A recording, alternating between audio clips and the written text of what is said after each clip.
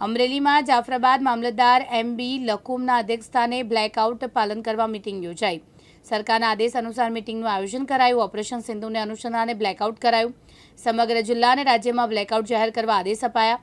સાંજના 8 થી 8:30 દરમિયાન અંધારપટ છવાય તે માટે સૂચના અપાઈ, જેમાં મીટિંગમાં તમામ સરકારી કચેરીના અધિકારીઓ, સામાજિક રાજકીય આગેવાનો હાજર રહ્યા હતા।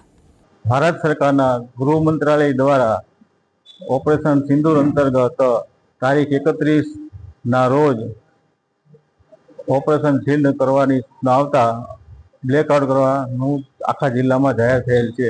તે અન્વયે જાફરાબાદ તાલુકામાં રાત્રિના 8 કલાકથી સાંજના 8:30 કલાક સુધીનું બ્લેકઆઉટ જાહેર કરેલ છે।